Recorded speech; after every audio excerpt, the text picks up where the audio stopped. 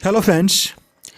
आज हम लोग इस वीडियो में बात करने जा रहे हैं वो आपको करंट अफेयर्स सेक्शन का एक महत्वपूर्ण टॉपिक है कि कोविड-19 और कोविड-19 के वजह से हमारे देश का यानी भारत का विदेश नीति किस प्रकार प्रभावित हुआ है, इन सब चीज़ों के बारे में हम लोग बात करते हैं। कोविड-19 जैसा कि हम सभी जानते हैं एक बहुत ही बड़ी महामारी के रूप में, एक वैश्विक महामारी के रूप में उभरा है और जो इसका जो सेकंड लहर आया, इसका जो दूसरा लहर आया है, उसमें भारत में काफ़ी ज़्यादा जान माल का नुकसान हुआ, खासकर बहुत यंग लोगों का भी इसमें मृत्यु हुआ है। ऐसे में भारत का और विदेशों में बहुत ज़्यादा इस बात पे विश्लेषण किया गया है कि आखिर इतना मृत्यु क्यों हुआ है। और जब इसके पहले यानी 1 साल पहले जब कोविड-19 चला था, उस समय से और अभी का यानी 1 साल बाद का जो कोविड-19 फिर से आया, सेकंड लहर आया, तो इस बीच में भारत ने क्या क्या तैयारियां की थी। तो वैश्विक प्लेटफॉर्म पे, ग्लोबल प्लेटफॉर्म पे देखा जा रहा है कि भारत ने बहुत ज़्यादा कुछ खास तैयारियां नहीं की थी, जिसकी वजह से दूसरी लहर में जान का खतरा हो रहा है। अब इससे क्या है कि हमारा देश का विदेश नीति किस प्रकार प्रभावित था।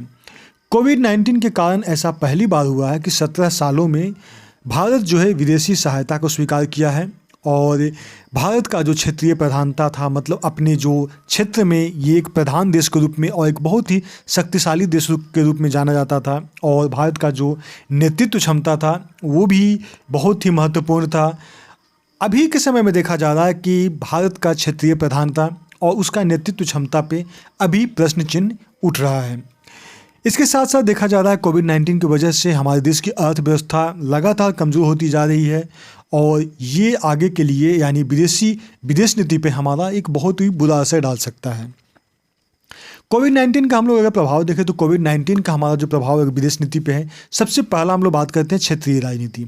क्षेत्रीय राजनीति जो है मूल रूप से देखा जाए तो 3 चीज़ों पर निर्भर करता है, जिसमें कि भारत अपना आधिपत्य को बना सकता है, आधिपत्य को बढ़ा सकता है या फिर बरकरार रख सकता है। क्षेत्रीय राजनीति में जो महत्वपूर्ण भूमिका होती है, पहला होता है वो होता है ट्रेड, यानी गुड्स एंड सर्विसेज का आदान प्रदान, आयात निर्यात, ये क्षेत्रीय राजनीति में बहुत महत्वपूर्ण भूमिका होती है।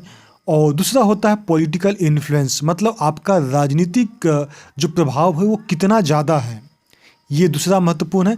और तीसरा होता है हिस्टोरिकल रिलेशन, हमारा ऐतिहासिक जो संबंध है वो कितना हद तक है और कितना अच्छा है। तो ये क्षेत्रीय राजनीति में एक महत्वपूर्ण भूमिका के रूप में निभाता है। तो ये तीनों टर्म में अभी काफ़ी ज़्यादा प्रभावित हुआ है और प्रभावित होने की वजह से क्या है, भारत अपना क्षेत्रीय राजनीति में आधिपत्य को बरकरार रखने के लिए संघर्ष कर रहा है। दूसरा चीज़ देखा जाए कि चाइना का वर्चस्व भी बढ़ रहा है। भारत बहुत सारे मामलों में देख रहे हैं कि अक्षम महसूस कर रहा है, मतलब अपने आप को कमज़ोर महसूस कर रहा है, जैसे कि पावर में, शक्ति में, या फिर बहुत सारे जो अंतर्राष्ट्रीय मुद्दे उसमें इंटरफेरेंस भारत अभी नहीं कर पा रहा है और जो शक्ति संतुलन होता है उसमें भारत अभी जो है चाइना का वर्चस्व के मुकाबला नहीं कर पा रहा है। और उसके साथ साथ और भी हमारा जो पॉलिटिकल इच्छा शक्ति है वो भी हमारा चाइना की तुलना में भारत का कमज़ोर है। तो ये सब चीज़ है जो कोविड-19 का ही असर है।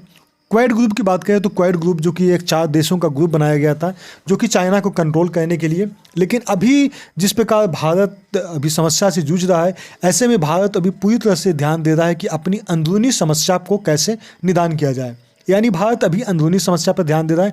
ऐसे में क्वाड ग्रुप के लिए जो सैन्य खर्च होता है या फिर उसमें और भी जो चीज़ों पे डोनेशन होता है या फिर कुछ चीज़ों पे बात होती है, उन सब में भारत अभी बहुत ज़्यादा इंटरफेयर नहीं करके, बल्कि भारत अपने देश की जो अंदर की समस्या है उसको समाधान करने में लगेगा।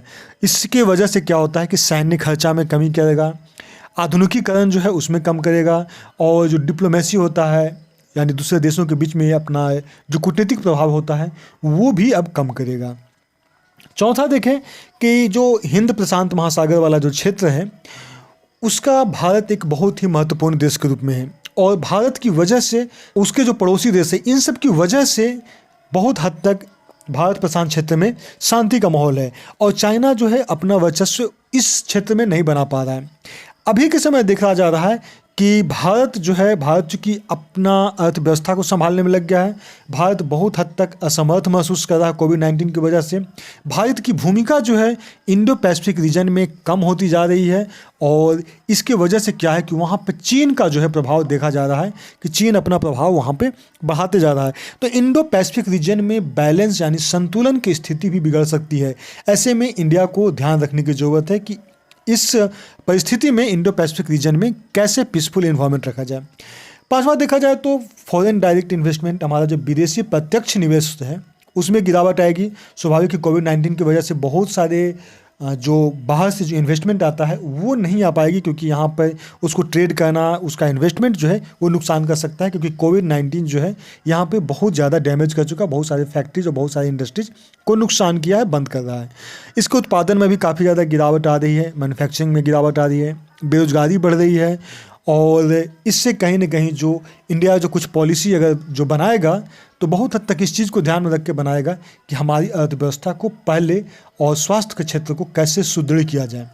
तो ये आर्थिक रूप से भी देखा जा रहा है कि अंतर्राष्ट्रीय पटल पर हमारा नुकसान हो रहा है। उसके अलावा इधर इंडिया में जब चूँकि कोविड-19 फैला तो इसकी वजह से इंडिया का वर्चस्व अगर कम होता तो ऐसे में अमेरिका चाहेगा कि चाइना के साथ अपना जो है संतुलन को स्थापित करे और विश्व को यानी वर्ल्ड में एक सुपर पावर के रूप में इंडिया को साइड करते हुए अमेरिका और चाइना जो है आपस में संबंध स्थापित कर सकते हैं। तो ये सब चीज़ फैक्ट है जो कि कोविड-19 की वजह से भारत का विदेश नीति जो है काफ़ी प्रभावित हुआ है। ऐसे में भारत को भी क्या कहना चाहिए? भारत को भी कहना चाहिए कि भारत का जो सार्क ग्रुप है इसको बहुत मजबूत करना चाहिए। भारत का जो बिम्स्टेक है इसको मजबूत करना चाहिए। भारत को चाहिए कि अपना स्वास्थ्य क्षेत्र पे जो है उस पर ज़्यादा ध्यान केंद्रित करो और कोरोना इस महामारी पे वैक्सीनेशन पे जोर दिया जाए, ताकि ज़्यादा से ज़्यादा वैक्सीनेशन हो और इसकी वजह से क्या होगा कि हम लोग यानी भारत के जो लोग हैं वो बहुत कम प्रभावित होंगे, और कम प्रभावित होंगे तो हमारा धीरे धीरे अर्थव्यवस्था भी धीरे धीरे पटरी पे आने की कगार पे पहुंच जाएगा।